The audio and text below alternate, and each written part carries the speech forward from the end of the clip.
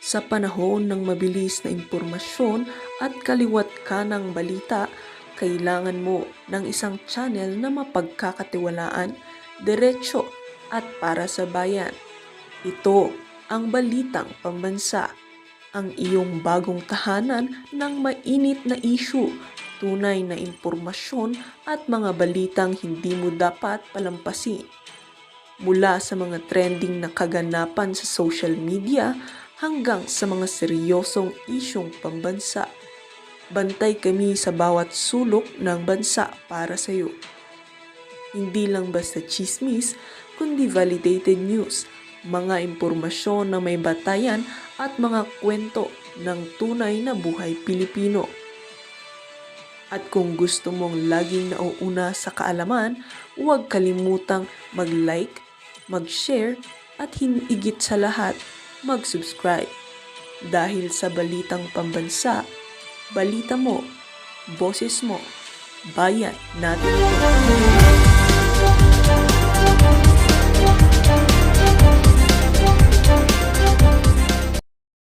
ito. Alright, reaction TVPH, nagbabalik reaction. Napakaganda po ng pag-uusapan natin ngayon mga kareaksyon ha. Pag-usapan po natin ngayon mga kareaksyon ng kapal ng mukha ni Bonjing Remula. Saka nitong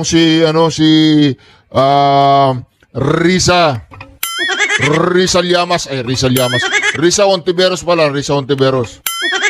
Pero sa kabila po ng mga kapalpakan at katarantaduan ng Administrasyong Bongbong Marcos, salamat sa Diyos at meron pa rin tayong pag-asa.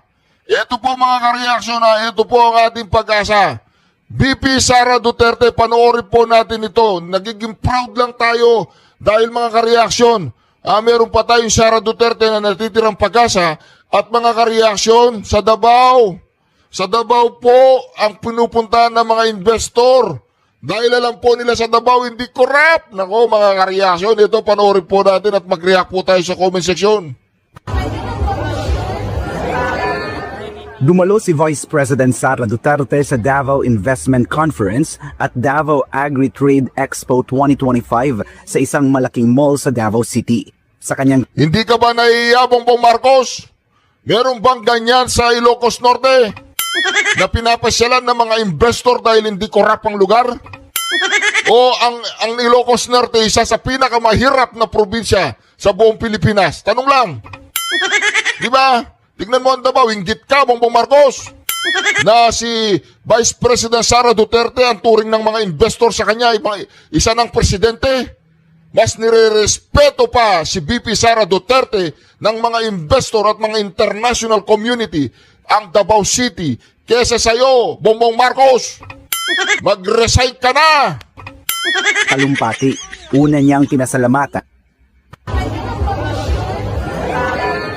Dumalo si Vice President Sara Duterte sa Davao Investment Conference at Davao Agri-Trade Expo 2025 sa isang malaking mall sa Davao City. Sa kanyang talumpati, una niyang pinasalamatan ang mga investors sa kanilang tiwala sa Davao City. I'd like to thank our foreign and local investors outside of Davao City for your interest in Davao City as an investment destination. It is truly heartwarming for us to know that you trust Davao City with your investment and finances. Pero agad ding tumutok si VP Sara sa pinakamabigat na issue na humahadlang sa pamumuhunan, ang korupsyon. Aniya, malaking banta ang korupsyon sa trade at investment. It distorts markets, undermines public trust, and economies like the Philippines, as you can see, never reach their full potential. Corruption is the greatest challenge to trade and investment. Giit ni VP Sara, ramdam ng mga investors ang dagdag gastos, kawalan ng katiyakan at hindi patas na patakaran dulot ng katiwalian. Corruption increases the cost of doing business. We all know this. The investors complain about this in the Philippines. It deters responsible investors. It creates a climate of uncertainty where contracts are not honored and rules are not applied equally. For developing nations, the consequences are severe. And for the Philippines, opportunities are lost and progress is unheard of, unseen, and unfelt. Mabigat ang babala ng bise na aniya ay walang seryosong mamumuhunan ang maglalagak ng kapital kung ang mga desisyon ay ginagawa sa likod ng saradong pintuan at hindi sa boardroom. No serious investor will choose to commit capital where laws can be bent and where decisions are made not in boardrooms but behind closed doors. And to borrow the words in the Okada, Delaware case, carrying heavy luggage.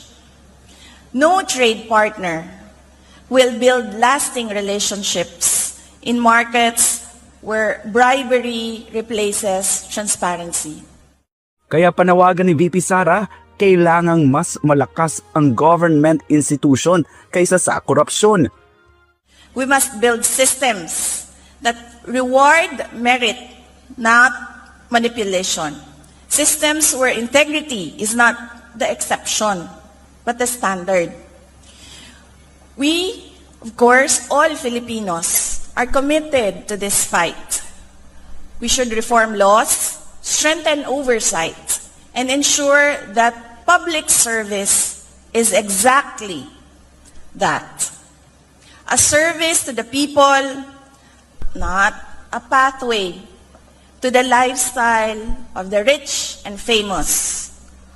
For the children, the relatives, the wife, even the mistress, the strawman, the mule, the bagman, the cabinet secretary, the undersecretary, the assistant secretary, and even the utility inside government offices. Dagdag pa ng bise na kinakailangan ng mas matatag na pandaigdigang pagtutulungan laban sa korupsyon na aniyay walang kinikilalang hangganan at patuloy na lumulusot sa mga global financial system. Hindi rin nakaligtas sa kanyang talumpati ang mga politikong aniyay biglang yumaman at nakabili ng mamahaling ari-arian sa ibang bansa. The reports of properties of politicians abroad is shocking. You will see list of properties in Spain, France, the United Kingdom, the United States of America, Australia. And you would be surprised, some of these politicians are neophyte politicians. To have amassed so much money to buy properties abroad. Relatives with golden visas, kapatid, pamangkin, tatay, nanay, easily $500,000 to invest in a golden visa. And you would be surprised, before they were politicians, they had nothing, no properties at all, not even $500,000 in their bank account. Ayon pa kay VP Sara, dapat ipatupad ang konkretong solusyon laban sa katiwalian mula sa paggamit ng teknolohiya hanggang sa mas matibay na feedback mechanism. Naniniwala siya na kapag hinarap ng direkta ang korupsyon, mas marami ang mamumuhunan sa Pilipinas, lalago ang kalakalan at masisiguro ang patas na oportunidad para sa lahat ng mamamayan. Para sa Diyos at sa Pilipinas kumahal, ako si Jason Rubrico, SM9 News. Nararamdaman po ba ninyo yung pride? Yung proud tayo na tayo ay supporter ni VP Sara Duterte? Nararamdaman po ba ninyo kanina habang nagsasalita siya na nakikinig tayo sa isang tao na hindi corrupt? Nararamdaman po ba ninyo yung pagiging isang Pilipino na may pag-asa tayo balang araw pag upo ni VP Sara pananagutin niya lahat ng mga magnanakaw, pananagutin niya lahat ng mga nagnakaw, at magkakaroon tayo ng Pilipinas, buong Pilipinas, na katulad ng Davao, kung hindi man na isa katuparan ng ating Pangulong Duterte dahil sa nangyaring pandemya at mga pagsubok, yung mga build niya hindi pa masyadong natapos. Meron tayong pag-asa ngayon, yung 6 na taong nasayang, na puro nakawan, katiwalian, walang nangyaring mabuti sa Pilipinas, kundi ang presidenteng nakaupo, walang ginawa kundi manisi ng manisi sa nakarang administrasyon. Walang ginawa kundi maghanap ng nakawin gano'n. Tanong lang. Kaya mga kareaksyon, ako proud na proud po ako habang nakikinig po ako doon. Nagpunta po ng Davao ang mga investor at wala na yatang destinasyon sa ibang bansa, sa ibang parte ng Pilipinas na mag-invest kundi sa Davao na lang. Di po ba mga kareaksyon? Oh, ngayon, siguro natatakot silang mag-invest sa Manila dahil si Isko Moreno paiba-iba ang utak. Lalabanan niya yung korap, mamaya kayakap na niya yung korap, si Chua. Di ba maraming nadismaya kay Isko kaya wala nang masyadong naniniwala kay Isko ngayon. Doon naman sa Pasig, kaya Vico Soto, alam mo na si Vico, di ba? Anyway, mga ka-reaction, nagiging proud po ba kayo? Ako, may talagang touch na touch po ako. Dito sa Davao, kung saan kami nakatira, mga ka-reaction, ay dito nyo makikita ang walang korupsyon. Walang kung ano-ano man, mga ka-reaction. Kaya hindi pwede yung korupsyon dito. Kapag ikaw ay nag-corrupt sa Davao at nag-iba yung flood control, doon kay lilibing. Hindi, joke lang po yun. Minsan hindi. Mga ka-reaction, kaya patuloy po tayong sumuporta, protect VP Sara Duterte, Sara Marcoleta 2028, sana hindi na umabot na 2028. Mga kareaksyon, ito na mga kareaksyon! Alam ng Pangulo na wala po siyang kinalaman sa ganyan, kaya po siya mismo ang nagpapaimbestiga. Huwag po nating kalimutan. Let me tell you, as president, I am going to give you a run for your money. Just last month, I had to read 4,057 pages of the General Appropriations Act for 2025. Because I reviewed it, analyzed it, and yes, in parts, vetoed it. O, di ba? Wala siyang kinalaman pero binasa daw niya. Gusto mo ulitin ko sa'yo, Claire? Claire Ring. Alam ng Pangulo na wala po siyang kinalaman sa ganyan, kaya po siya mismo ang nagpapaimbestiga. Wala daw kinalaman sa flood control, sa mga korupsyon. Kaya siya nagpapaimbestiga, sabi ni Claire Ring. Sabi ni Manong Chapit Singson, asong ulul ka raw eh. Attack dog, asong ulul. Huwag po nating kalimutan. Let me tell you, as president, I am going to give you a run for your money. Just last month, I had to read 4,057 pages of the General Appropriations Act for 2025. Because I reviewed it, analyzed it, and yes, in parts, vetoed it. O, di ba? Sabi ni Asong Ulul, si Claire Castro wala daw kinalaman. Binasa nga niya 4,000 pages daw Sige, atakihin mo pa siya, si Manong Chavit. Tingnan natin ang ang mukha mo, Claire. Atakihin mo pa si Manong Chavit. Wala na, takot ka na sa kanya. Wala na, takotin. Alam niyo, unang-una, kita niyo ba, sino ba yung mga naging ombudsman?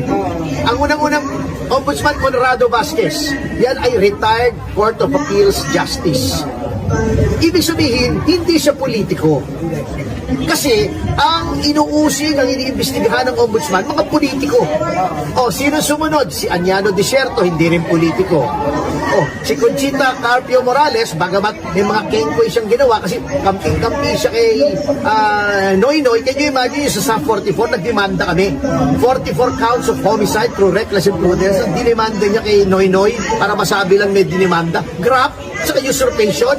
Pero, at least, retired justice.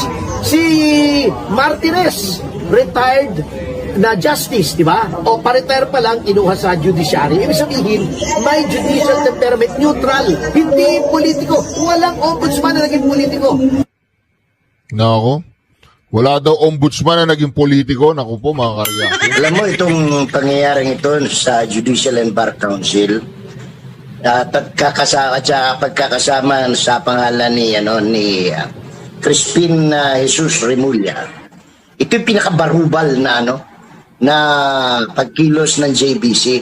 Isipin mo no personal pun intended. Siya mang kaso ni Boying Remulla before the ombudsman.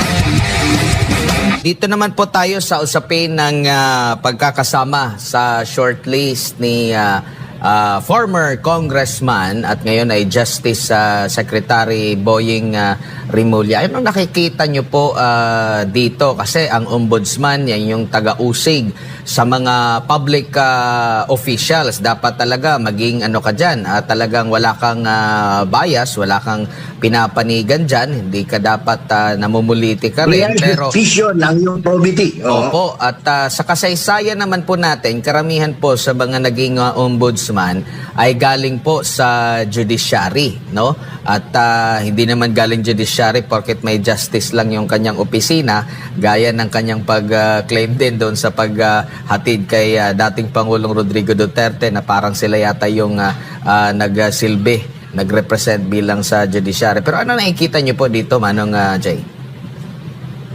Alam mo itong pangyayaring ito sa Judicial and Bar Council, pagkakasama sa pangalan ni Crispin Jesus Remulla, ito yung pinakabarubal na pagkilos ng JBC. Isipin mo no personal pun intended. Siya mang kaso ni Boying Remulla before the ombudsman. Siyam na kaso yan, criminal and administrative. Nakadakit na biglang inalisan ng dakit. O di ba barubal yun? Meron siyang pending na disbarment case before the Supreme Court. Problema sa Judicial and Bar Council, isa lang ang representative na Supreme Court. Ang mga miyembro doon, yung si Kiko Pangilinan, na alam naman natin na kasapakat ng administrasyon. Si Jinky Luistro from the House of Representatives. Anong tawag nito? Asong-aso ni pangalan yan, ni Romualdez, na sentro ngayon ng investigasyon ng lahat ng issue dito sa corruption na nangyayari sa ating bansa. Tapos yung isa, fraternity brother ni Remulla, no? At kaeskwela sa UP College of Law, no? So, anong tawag nito? Ako, expected ko na talagang ilulusot nila yan. Ngayon, nasa presidente ngayon. If the president appoints him as ombudsman, tapos na, naitot na ang buhay. Yan, palagay ko, pagka nangyari yan, lalabas na lahat ng tao sa kalye. Masyado ng obvious na ang intensyon ng paghirang ng bagong ombudsman kung sakali i-appoint si Mr. Remulla is political and personal and nothing to do with justice anymore. Yan ang talaga, yan ang pinakabarubal na maaaring mangyari sa kasaysayan ng Pilipinas. Alright. Sir Jay, naku, wala na tayong oras. Siguro, huling mensahe po ninyo para sa ating mga kababayan na nunood ngayon, lalo na sa ating mga kababayan na biktima ng lindol sa gitna po ng mga issue ng mga anomalya, pero marami po sa ating mga kababayan ngayon talaga ay nakakaawa at kailangan po ng tulong. Unang-una, nagpapasalamat tayo sa lahat ng mga tumugon, no? Sa pagkakataon, sa paghahatid ng ayuda, no? Ang tulong sa ating mga kababayan sa hilagang bahagi ng Cebu, no? Private NGOs, lahat na, no? Except yung mga nagbebenta ng bigas. Hayop yun, ha? Yun ang talagang pinakahayop na nakita ko sa kasaysayan. Saan ka nakakita, ha? Nilindol na, binagyo na. Pagkatapos saka mo pa bebentahan ng bigas, ang dami nga nagdadala truck ng bigas. Hindi ba nahihiya ang gobyerno niyan? O ayop ka raw, sino yun? Pag-comment nga po sa comment section, sino yung nagsabing nagbebenta ng bigas sa earthquake sa Cebu? Sino yung nagbebenta ng bigas ng 20 pesos? Hayop ka raw, hayop! Pag-comment nga po sa comment section, sinong hayop na yon? Kung yung hayop na yun ay mahilig sa cocaine. Anong klaseng programa yan, no? You know, anywhere in the world, wala kang makikita na ganyan na ang gobyerno nagbebenta ng bigas doon sa mga biktima ng kalamidad. No? Unfortunately, nangyari yan. Pero higit nating pinapasalamatan. Lalo yun na yung mga nagpupunta sa mga barangay pa, naghahatid ng they take their time, their money, their savings, especially yung mga kapwa Bisaya. Kay ako laging gingon, magtinabangay yun aning klaro, kundi kita-kita ragyod ng mga Bisaya, no? Oh. Muna nga, magpasalamat sad ko sa mga taga-Katmon, o uban pang dapit diya sa Sugbo, no? Sa Northern Cebu, nga bisan sa kawadaan nila, o kawadon nila, mapasalamaton kayo sila, na manghatag og tubig, na manghatag og binignit, kung sa badiha nga, kanang mga magatod bitaw ka ng ayuda, hindi mo makikita yan elsewhere in the country, no? Ganun sila ka thankful, no? Sa ating mga kababayan. Kaya sana po itong ganitong pag-uugali ng Pilipino ay mamayani palagi dahil alam naman natin na tayo po ay binabagyo madalas, nagbabadya ang mga malalakas na paglindol, kamakalawa ay lumindol dyan sa Curimao, sa Ilocos Norte. Yan ang mga pagsisimula, yung mga 4.9, 5.1, eventually, anong pangalan ito? Oh, by the way, Admar, no, bago ko makalimutan, ang dami pong na-discover na liquefaction, no? Tsaka yung mga sinkholes dyan sa Bugo, sa San Remigio, sa Daang Bantayan. Kaingat po ang ating mga kababayan at siguro hindi kalabisan na mula sa atin dyan sa SMNI, pagpayuhan natin sila na siguro makabubuting lumikas muna sa ibang mas safe na lugar. Kasi I have been reading and researching on sinkholes and liquefactions, no? It can happen anytime. Baka mamaya sa gitna ng panangalian o sa ating gabi may mangyari naman, makabubuti pong umiwas tayo. Nakakatakot Ang dami-dami. First time nakakita ng ganito karaming sinkhole, no? After the earthquake. Dahil kami, dumanas din kami ng 6.9 dito sa Southern Mindanao, sa area ng North Cotabato, hanggang sa Sarangani, Jensan, no? Area. Pero pa isa-isa lang